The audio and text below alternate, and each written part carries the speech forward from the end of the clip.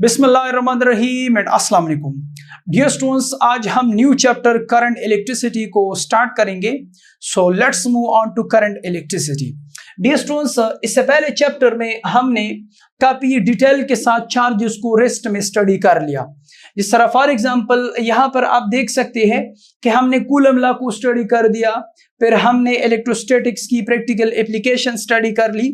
हमने जब charge rest पर था तो उसके इर्द गिर्द सिर्फ एक फील्ड बन रही थी, that is called electric field. फिर उसी रेस्ट वाली चार्ज के इर्द गिर्द जो इलेक्ट्रिक फील्ड बन रही थी उसको हमने इलेक्ट्रिक फील्ड लाइन की मदद से शो कर दिया। फिर उसका हमें यह फायदा हुआ कि हमने इलेक्ट्रिक फ्लक्स का कंसेप्ट इंट्रोड्यूस करवाया। इलेक्ट्रिक फ्लक्स का फायदा ये हुआ कि हमने गॉसेस लॉ इंट्रोड्यूस करवाया। गॉसेस लॉ का हमें ये फायदा हुआ कि electric field strength between the oppositely charge parallel plates वो फाइंड किया, एक इनफाइनाइट शीट का फाइंड किया, एक स्फीयर का फाइंड किया और डिफरेंट केसेस स्टडी कर ली।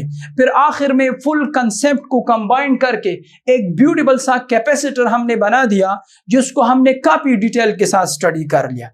अब अगर आप यहाँ पर डियर स्टूडेंट्स देख ले तो हमने जितने भी स्टडीज की थी उसमें हमेशा चार्जेस रेस्ट पर थे और उनकी प्रॉपर्टीज को हम स्टडी कर रहे थे। नाउ व्हाट इफ अगर यहां पर चार्जेस मोशन स्टार्ट कर ले तो तब क्या होगा? ओके, तो सबसे पहले आप स्टूडेंट्स ने स्टडी किया होगा कि इलेक्ट्रिसिटी, तो सबसे पहले ये डिस्कस कर लेते हैं कि जो चैप्टर में है कि current electricity.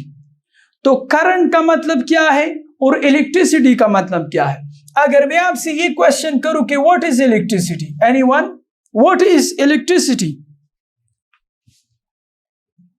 So dear students, अब हम डिस्कस करेंगे कि what is the meaning of electricity. So the electricity का मतलब है the study of charges are called electricity. फिर चार्जेस दो किस्म के हो सकते हैं। अगर चार्ज रेस्ट पर हुआ तो हम इसको स्टैटिक इलेक्ट्रिसिटी कहते हैं। स्टैटिक इलेक्ट्रिसिटी यानी the study of charges at rest, जिसको आप स्टूडेंट्स ने इलेक्ट्रोस्टैटिक्स का नाम भी दिया था, the study of charges at rest. तो देखे ना, आप चार्जेस को स्टडी कर रहे हैं लेकिन वो रेस्ट में है, तो static electricity, the study of charges at rest is known as static electricity. एक होती है current electricity, the study of charges in motion. The study of charges in motion is called current electricity. Okay, the study of charges in motion, तो जब भी एक charges motion में होंगे और आप उनको स्टडी करेंगे, that is called current electricity। सारे स्टूडेंट्स को क्लियर हो गया कि इलेक्ट्रिसिटी क्या है? The study of charges. अगर चार्ज रेस्ट में है तो स्टैटिक इलेक्ट्रिसिटी, अगर चार्ज मोशन में है तो current electricity. So static electricity को तो हमने डिटेल के साथ स्टडी कर दिया। अब हम करंट इलेक्ट्रिसिटी को स्टडी करेंगे। ओके, सो इलेक्ट्रोस्टैटिक वर्सेस करंट इलेक्ट्रिसिटी। तो हमेशा याद रखें कि इलेक्ट्रोस्टैटिक्स में हमने चार्ज बॉडीज एट रेस्ट को स्टडी कर लिया था। अब यहां पर डियर स्टूडेंट्स हमने डिटेल के साथ स्टडी किया था कि तीन किस्म के सॉलिड्स होते हैं। एक को कंडक्टर कहा जाता है, दूसरे को इंसुलेटर कहा जाता है। when you connect this conductor to a battery, तो बैटरी में होती है पोटेंशियल डिफरेंस की वजह से आप स्टूडेंट देख सकते हैं यहां पर ये नेगेटिव साइन है and this one is positive sign. तो बैटरी के एक साइड से इलेक्ट्रॉन्स निकल रहे हैं और दूसरी साइड पर एंटर हो रहे हैं। अब यहां पर अगर आप स्टूडेंट्स यहां पर गौर करें तो यहां पर भी तो चार्जेस मोशन कर रहे हैं। क्या ये इलेक्ट्रॉन्स मोशन नहीं कर रहा? बिल्कुल कर रहा है। और यहां पर भी चार्जेस मोशन कर रही है, लेकिन there is a huge difference between this and that.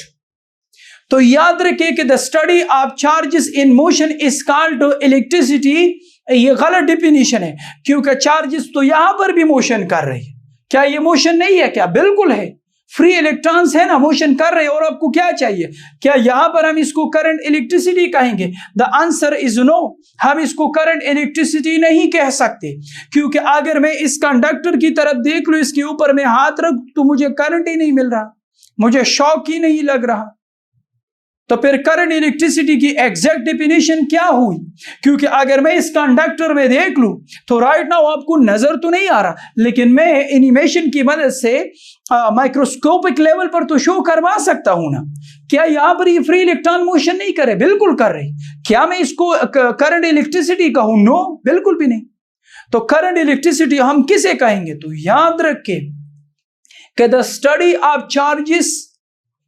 Of charges in motion in a specific direction.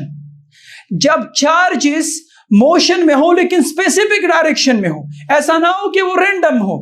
Random से तो करंट ही नहीं बनता। क्या आपने कभी आयरन पीस को पकड़कर आपको कभी शॉक लगा है अगर बैटरी के साथ अटैच ना हो? नो, उसमें करंट होता ही नहीं है। सो करंट क्या है कि द स्टडी ऑफ चार्जेस, ये नोट कर दे, the study of charges in motion,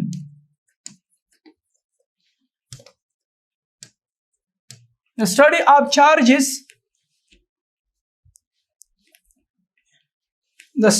charges in a specific direction,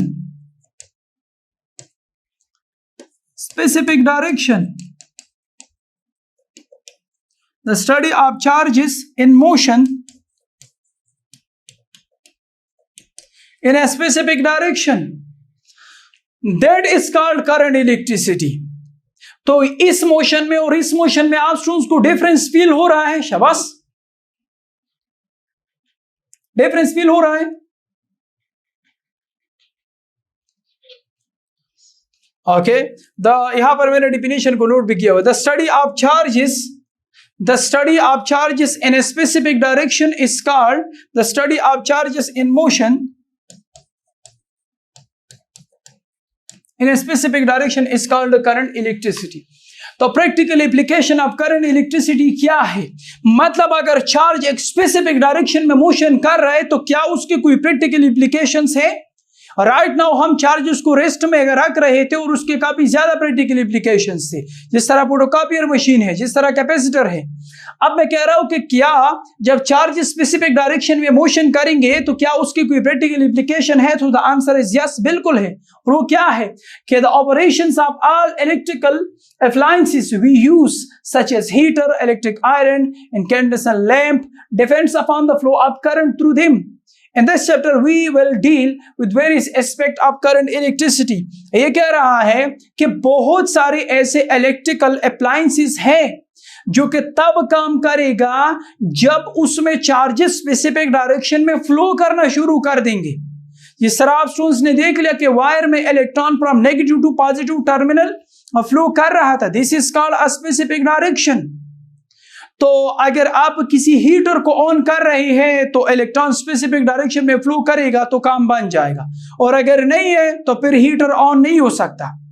तो बहुत सारे इलेक्ट्रिकल अप्लायंसेस ऐसी है जो कि तब काम करेगी, जिस तरह बल्ब है, जिस तरह फैन है, जिस तरह एसी है, मोबाइल का चार्जर थे, हजारों चीजें हैं जिसमें वो तब काम करेंगे जब चार्जेस मोशन नहीं स्पेसिफिक डायरेक्शन में मोशन करेंगे, तब जाकर वो जो है वो काम करना शुरू कर देगा। तो आप स्टूडेंट्स को रियल टाइम फीलिंग्स आ रही है ना कि भाई हमें क्यों जरूरत पड़ी करंट इलेक्ट्रिसिटी की? तो जरूरत इसीलिए पड़ी। हाँ, ऐसा नहीं हो सकता कि चार्जेस रैंडमली मोशन कर रही है और हम उससे कोई फायदा लेंगे। आप उससे कोई भी फायदा नहीं ले सकते। पकला रखिए ना, बैटरी बहुत सारा कनेक्ट के पसीदा ला रहे बूजी बतिसका रख ले। रैंडमली चार्जेस का कोई भी फायदा नहीं है, बस ये रैंडमली चार्जेस से मूवमेंट करते रहेंगे, बस इसकी अपनी मर्जी है। ड्यू टू थर्मल वेलोसिटी काफी हाई स्पीड के साथ जाएंगे। ओके, सो जितने भी अप्लायंसेस है ये तब काम करेंगे जब चार्ज स्पेसिफिक डायरेक्शन में मोशन करेगा। स्पेसिफिक डायरेक्शन नहीं होगा तो ये बिल्कुल भी काम नहीं करेगा। Why we study current electricity, what is the need of electric current to transfer electrical energy from one place to another place। तो इसकी एक दूसरा रीजन मैं आप स्टूडेंट्स को बता देता हूं और काफी जबरदस्त तरीके से मैंने इसको शो करवाया। एक रीजन तो क्या है? एक रीजन तो ये है कि बहुत सारे अप्लायंसेस जो है वो काम ही नहीं कर सकते जब तक चार्जर जो है वो मोशन नहीं करेगा। राइट नाउ आप जहां पर भी बैठे हैं, आप जरा नजर दौड़ाइए, आपके बिल्कुल ऊपर एक फैन होगा। अब फैन है छत पर, आपके घर में एसी यूपीएस बैटरीज वगैरह लेट से आप कंसिडर करें किसी दूसरे रूम में पड़ी हुई है। अब एनर्जी किसके पास है? एनर्जी उस यूपीएस या उस बैटरी के पास है, और पंखा फैन किसी दूसरे रूम में लगा हुआ है। अब आप चाहते हैं कि फैन रन हो जाए क्योंकि गर्मी ज्यादा है, तो हमें क्या करना होगा? अब बैटरी तो उसके करीब ले जा नहीं सकते। ऐसा तो नहीं है ना गुलरुख कि आपने दोनों हाथों से बैटरी पकड़ी हुई है और चले जी फैन जो है वो स्टार्ट हो गया। ऐसा तो नहीं कर सकते ना। हम चाहते हैं कि बैटरी किसी दूसरी रूम में या साइड पर पड़ी रहे, वहां से एनर्जी आए फैन में, फैन ऑन हो जाए और हमारा काम चल जाए। तो हाउ इट इज पॉसिबल कि एनर्जी बैटरी के पास है और पंखा किसी दूसरे रूम में है? जिस तरह आप स्टूडेंट्स काफी खूबसूरती के साथ देख सकते हैं कि बैटरी यहां पे और फैन वहां पर है। अब मुझे क्या करना होगा? मुझे या ये बैटरी एनर्जी इलेक्ट्रॉन को हैंड ओवर करेगा और इलेक्ट्रॉन बैटरी की एनर्जी यहां से ले जाएगा और इलेक्ट्रॉन के सामने जो भी आएगा वो उसको एनर्जी डिलीवर कर देगा और वापस इस एंड पर आएगा। तो इस एंड पर एंटर करेगा, यहां से बैटरी इसको एनर्जी देगा और इसी तरह ये साइकिल जो है वो चलता जाएगा, साइकिल चलता जाएगा। याद रखिए बैटरी के पास एक सिंगल इलेक्ट्रॉन भी नहीं है, सिंगल ज्यादा है या कम है। वो कर क्या रहे हैं ये आज के लेक्चर में इंशाल्लाह आपको समझ आ जाएगी। ये कंडक्टर है, बैटरी इस एंड से इलेक्ट्रॉन खींच रहा है और इस एंड पर वही इलेक्ट्रॉन दोबारा दे रहा है। So if you want to transfer electrical energy from one place to another place, ये बैटरी है, ये पंखा है, मैंने एनर्जी को ट्रांसफर करना है। देखिए क्या एनर्जी के बगैर ये पंखा घूम सकता है? मुझे खुद बताइए, क्या ये घूम सकता है? नहीं ना। तो आपने एनर्जी सप्लाई करनी। अब एनर्जी इस होल सर्किट में किसके पास है? बैटरी के पास है ना। तो बैटरी एनर्जी इस पंखे तक कैसे पहुंचाएगा? वो इस मूविंग चार्जेस को एनर्जी देगी और मूविंग चार्जेस इस फैन को प्रोवाइड करेगी, तो आपकी एनर्जी एक जगह से दूसरी जगह ट्रांसफर हो जाएगी। गुलरुख बैटरी को उठाकर पंखे के करीब लाने की बिल्कुल जरूरत नहीं है। बस 2 वायर उठाइए, उस वायर को आपने कंडक्टर से बनानी है ताकि फ्री इलेक्ट्रॉन्स वो प्रोवाइड करे, ताकि हम इलेक्ट्रॉन को स्पेसिफिक डायरेक्शन में ले जाएं, उसको एनर्जी प्रोवाइड करे और वापस बैटरी में आता जाए और इसी तरह ये सर्कुलेशन चलती जाए। So if you want to transfer electrical energy from one place to another place, there is only one option, that is you have to move electron in a specific direction. This is the beauty of current electricity, that we have to move the electron in a specific direction. सारे students को clear हो गया? Main theme clear हो गया? शाबाश।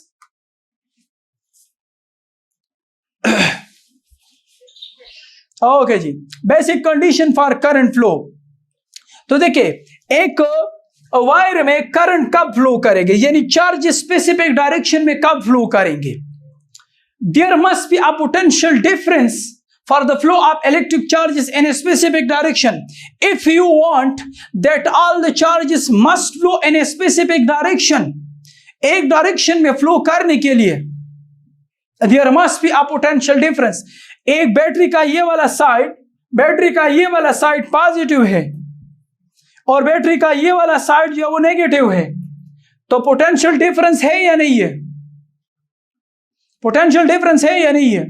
तो if you want to flow charges in a specific direction, क्या चीज होनी चाहिए सर्किट में? पोटेंशियल डिफरेंस होना चाहिए।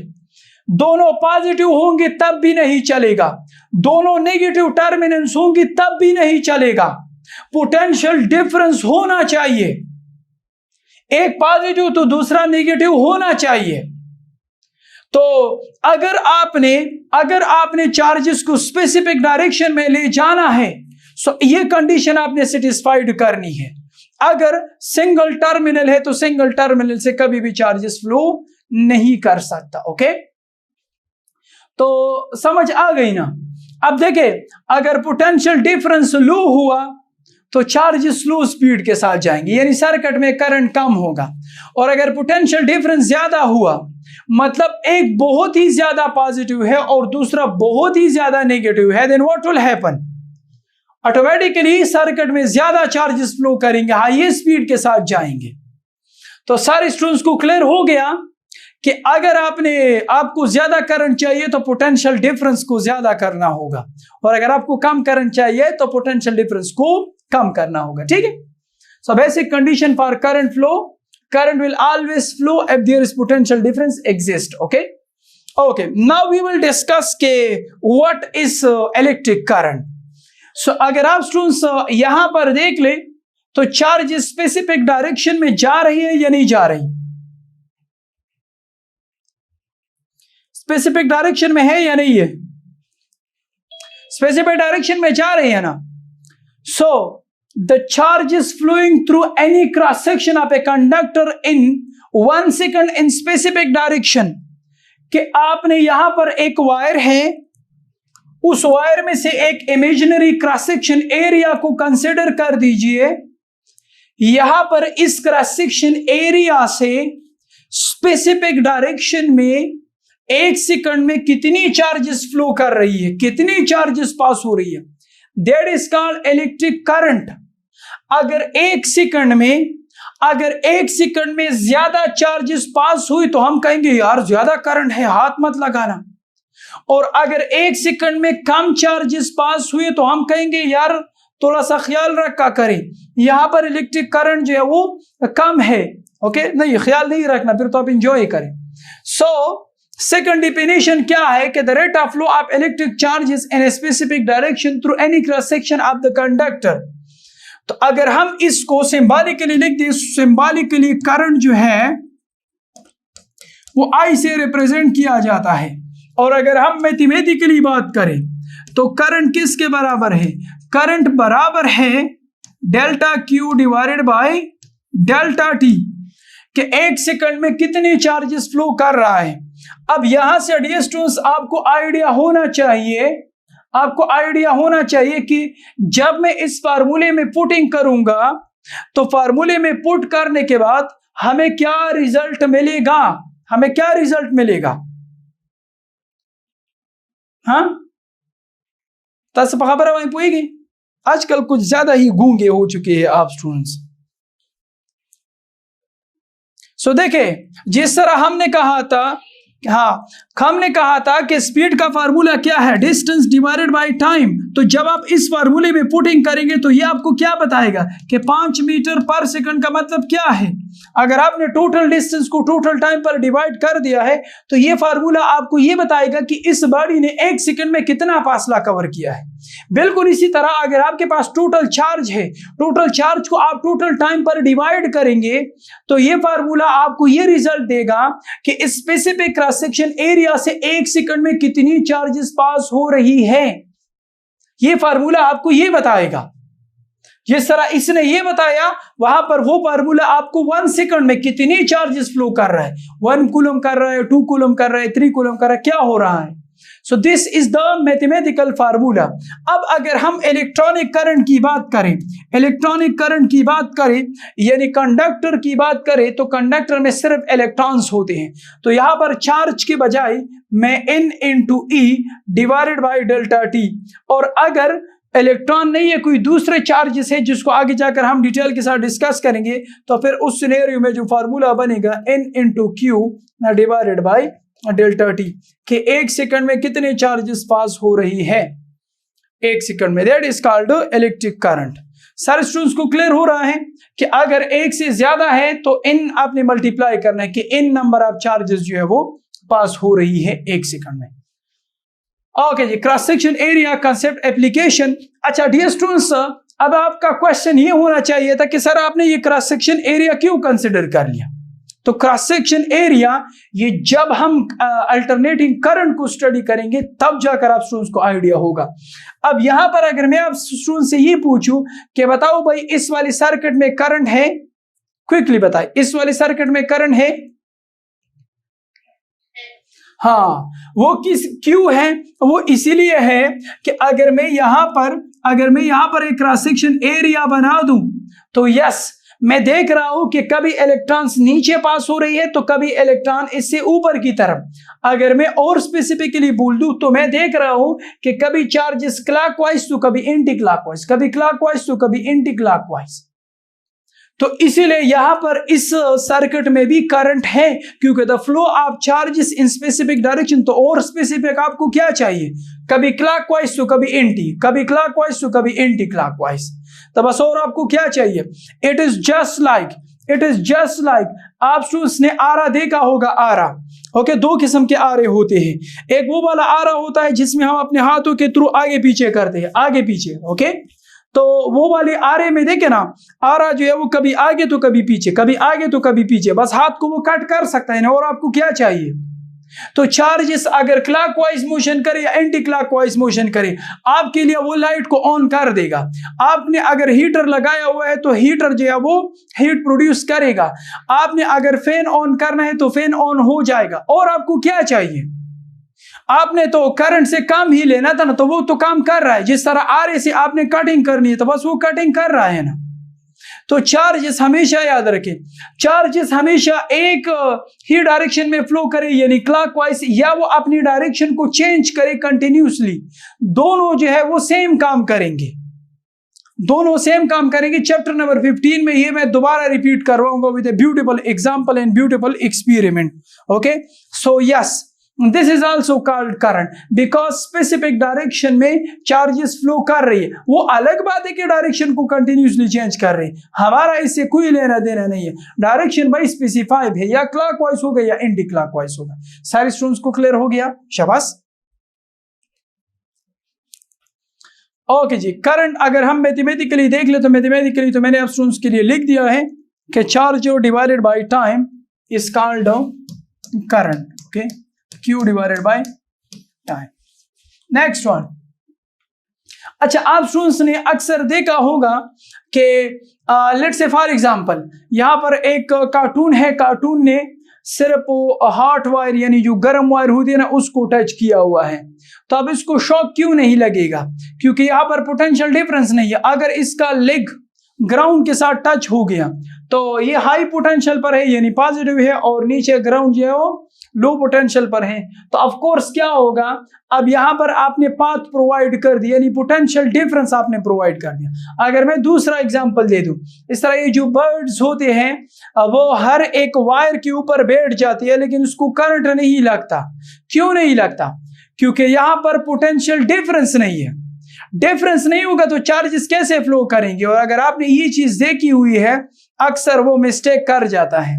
जब वो मिस्टेक कर जाता है तो फिर वो इस तरह हो जाता है कि अब यहां पर पोटेंशियल डिफरेंस है।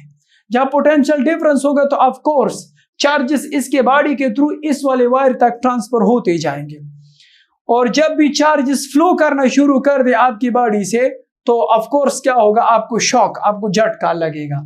ठीक है, तो ये बेचारा जो है वो फिर इस तरह हो जाता है। ओके, तो यूनिट ऑफ इलेक्ट्रिक करंट क्या है वो भी मैं आपको बता देता हूं कि करंट जो है वो बराबर है Q डिवाइडेड बाय, ओके, तो coulomb per second. Coulomb per second को एक स्पेशल नाम दिया गया, that is called ampere. Ampere basically scientist का नाम था, उसकी याद में हमने ये चीज रखी हुई थी। एम्पेयर ने काफी जबरदस्त लॉ पेश किया था। हाँ, काफी जबरदस्त कंट्रीब्यूशन है जो आगे जाकर हम डिटेल के साथ स्टडी करेंगे। ओके जी, फिर हमेशा की तरह हम यूनिट्स जो है वो, फिर अगर मैं आपसे ये पूछूं कि 1 एम्पेयर करंट किसके बराबर होगी, 1 एम्पेयर करंट। सो देखे, प्रैक्टिकली इसका मतलब ये है, हाँ प्रैक्टिकली, कि if 1 coulomb of charge are passing through cross section area in 1 second, 1 coulomb of charge किसके बराबर था? मैंने स्टूडेंट्स को कहा था ना 6.25 multiply by 10 raise to the power electrons. अगर आप खुद सोचे, अगर 1 सेकंड में इस क्रॉस सेक्शन एरिया से, 1 सेकंड में इस क्रॉस सेक्शन एरिया से इतनी इलेक्ट्रॉन पास हो रही है, that is called 1 ampere current. इसीलिए तो कहते हैं कि 1 एम्पियर करंट बिल्कुल गुजारा नहीं करे, वो डायरेक्टली आपको मार देगा। आप खुद सोचिए यार, इतनी इलेक्ट्रॉन, ये तो अरबों में है, इतनी इलेक्ट्रॉन 1 सेकंड में पास होंगे तो आपका बेड़ा गर्क होगा ना। तो इसीलिए 1 एम्पियर करंट हमेशा बराबर होगी अगर 1 कूलम ऑफ चार्ज 1 सेकंड में पास हो जाए। 1 कूलम ऑफ चार्ज का मतलब था 6.25 multiply by 10 raise to the power 18 electrons अगर 1 सेकंड में पास हो जाए। ये एक इंतहाई अलार्मिंग सिचुएशन है, आपको मार सकती है 1 एम्पियर का करंट, तो एहतियात कर दीजिए। अगर हम सीजीएस सिस्टम में इसकी बात करें तो ये एमसीक्यूज पॉइंट है, नोट कर दीजिए कि the CGS unit of electric current, okay. अच्छा, बाज लोग इसको बायोट कहते हैं, बाज लोग इसको बियोट कहते हैं, साइंटिस्ट का नाम है। तो सीजीएस सिस्टम में इसका ये यूनिट है। अच्छा, अब एक दूसरा यूनिट भी है, एक दूसरा यूनिट भी है सीजीएस में, ओके। सीजीएस में 2 यूनिट्स थे। So the CGS unit of electric current is state ampere, state ampere। ये दूसरा यूनिट भी है, तो 2 यूनिट्स थे। हाँ, इसको याद रख ले अपने पास। अब ये 2 नेम क्यों थे? तो देखिए 2 यूनिट्स यूज की जाती थी। एक था इलेक्ट्रोस्टैटिक यूनिट, इसको ESU कहा जाता है, और दूसरा system of electromagnet, okay, system of electromagnet. तो इलेक्ट्रोस्टैटिक यूनिट्स में जो इलेक्ट्रिक करंट का यूनिट था वो स्टेट एम्पेयर था, सीजीएस सिस्टम की मैं बात कर रहा हूं। और इलेक्ट्रोमैग्नेटिक यूनिट्स में जो करंट इलेक्ट्रिसिटी का यूनिट था वो बियोट था। तो ये अब आप स्टूडेंट्स ने याद रखना है। हाँ, पावर में पोएशली करना। देखिए सीजीएस में ना, सीजीएस सिस्टम जो फ्रांस वाली यूज करते थे, उसके पास 2 सिस्टम थी। एक था इलेक्ट्रोस्टैटिक यूनिट्स यानी ESU, और दूसरा था इलेक्ट्रोमैग्नेटिक यूनिट्स। तो इलेक्ट्रोमैग्नेटिक यूनिट्स डिफरेंट थे और इलेक्ट्रोस्टैटिक यूनिट्स डिफरेंट थे। तो बस सिर्फ एमसीक्यूज पॉइंट के लिए याद रखना है, बाकी इतना इंपॉर्टेंट नहीं है, ओके। ये 2 नाम आप स्टूडेंट्स ने याद रखनी है। इंपॉर्टेंट इनडिकेट पॉइंट्स अपने पास नोट कर दे। Electric current has magnitude as well as direction but it is a scalar quantity. ये पॉइंट नोट कर दिया। अभी मैं इसको एक्सप्लेन करवाऊंगा कि इलेक्ट्रिक करंट के पास मैग्नीट्यूड भी है, इलेक्ट्रिक करंट के पास डायरेक्शन भी है, लेकिन फिर भी एक स्केलर क्वांटिटी है। रीजन मैं अभी बताऊंगा, ओके। अब यहां पर आप सुन देख सकते हैं कि what is the direction of electric current. तो देखिए इलेक्ट्रॉन यहां से निकल रहे हैं और पॉजिटिव टर्मिनल में एंटर हो रहे हैं, तो डायरेक्शन हुआ ना, इलेक्ट्रॉन कहां से कहां तक जा रहे हैं, नेगेटिव टर्मिनल से पॉजिटिव टर्मिनल की तरफ जा रही है ना। तो this is called electronic current, यानी इलेक्ट्रॉन की फ्लो की वजह से। तो इलेक्ट्रॉन के पास डायरेक्शन है, बिल्कुल है। हाँ, आप ये नहीं कह सकते कि यार यहाँ पर इलेक्ट्रॉन इस तरफ जा रहे थे, फिर ऊपर जा रहे तो फिर लेफ्ट साइड की तरफ जा रहे। नो, ऐसा नहीं होता। डायरेक्शन का मतलब क्या है? डायरेक्शन का मतलब ये है कि from negative to positive terminal. ये अंडरस्टूड बात है कि इलेक्ट्रॉन नेगेटिव से पॉजिटिव टर्मिनल की तरफ जा रहा है, तो डायरेक्शन हुआ या नहीं हुआ? इलेक्ट्रिक करंट के पास डायरेक्शन हुआ ना, और इसका मैग्नीट्यूड बिल्कुल हो सकता है। एमीटर उठाइए, उसमें आपको मैग्नीट्यूड भी मिल जाएगा। तो हमने कहा था कि a quantity that has magnitude as well as direction is called vector quantity, लेकिन यहाँ पर तो डिफिनीशन ही उल्टा हो गई। अभी मैं इसका रीजन बताऊंगा, ठीक है। It is scalar because it doesn't follow vector law of addition.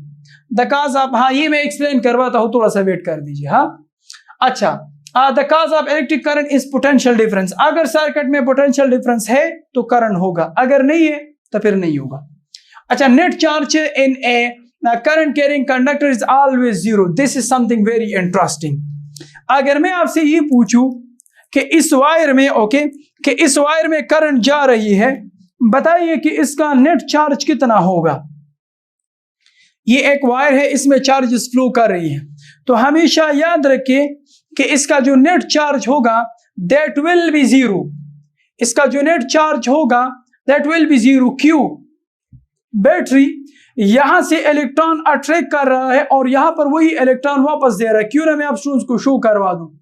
यहां पर आप स्टूडेंट जरा चेक करें कि व्हाट्स गोइंग ऑन। हाँ, काफी खूबसूरती के साथ। देखे बैटरी ने यहां से इलेक्ट्रॉन ले लिया, फिर इसने जंप कर दिया, इसने देखे यहां पर आप जरा चेक रेड तक वेट करें, रेड को। ओके, तो देखिए बैटरी क्या कर रहा है, कंडक्टर से एक इलेक्ट्रॉन ले रहा है और वही इलेक्ट्रॉन इस एंड पर दोबारा आपको दे रहा है, इस एंड पर दोबारा दे रहा है।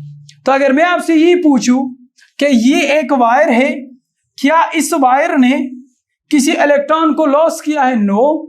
किसी एक्स्ट्रा इलेक्ट्रॉन को गेन किया है? नो। बस क्या हो रहा है, यहां से निकलवा रहे हैं, वहां पर वो वापस आपको दे रहा है। तो नेट चार्ज 0 हुआ या नहीं हुआ?